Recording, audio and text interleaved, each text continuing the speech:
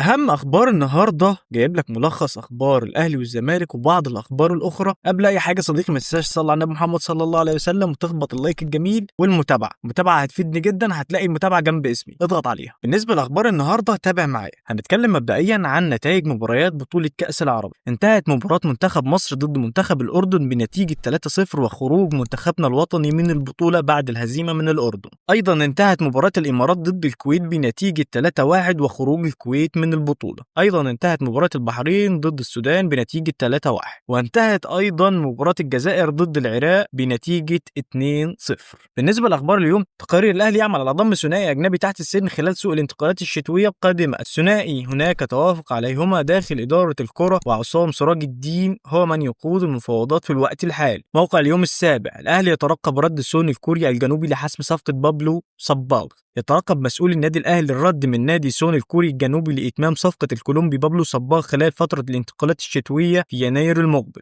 لتدعيم هجوم المارد الأحمر في الدور الثاني من عمر مسابقة الدوري المصري. اليوم السابع، اقترب النادي الأهلي من حسم التعاقد مع المهاجم يزن النعيمات لاعب منتخب الأردن وفريق العربي القطري. وتناقش إدارة الأهلي بالوقت الحالي مسألة التعاقد مع النعيمات لحل أزمة هجوم الأحمر الذي يعاني منذ رحيل وسام أبو علي المهاجم الفلسطيني لكولومبوس كرو الأمريكي. تقارير عدي الدباغ أرسل إنذارا للزمالك بفسخ عقده إذا لم يحصل على مستحقاته متأخرة. وفقا للإعلامي هاني حتحوت في تصريحات إذاعية، قابلت حسام عبد المجيد مدافع الزمالك وأوضح أن عقده هينتهي بنهاية الموسم المقبل، لكن هناك اتفاق بينه وبين مسؤولي النادي على الرحيل في يناير وأنه يمتلك عرضين من فرنسا والبرتغال. تقارير أزمة محمود بن تايج سيتم حلها واللاعب سيعود إلى الفريق ولن يحدث فسخ للتعاقد بشكل نهائي. بن تايج أحد الأعمدة الأساسية في الزمالك وسيتم إنهاء مشكلته نهائيا. المستشار القانوني للزمالك المصري، سيتم رفع الإيقاف عن النادي عندما ندفع مستحقات المدربين السابقين وقيمتها إجمالا تقدر ب1,000,000 دولار. وفقا للصحفي عمرو نبيل بموقع الجول، أسامة فيصل أنهى كافة تفاصيله المالية مع نادي بيراميدز. يتبقى الاتفاق على ملامح الصفقة ما بين البنك الأهلي وبيراميدز. تقارير سعودية، الهلال ينافس اليوم على ضم محمد صلاح. بس كده صديقي، الأخبار المهمة النهاردة، ولو شايف إن أنت استفدت من الفيديو ما تنساش المتابعة واللايك الجميل علشان هيفيدوني جدا. وعشان ما أطولش عليك، استناني في فيديو جديد. سلام.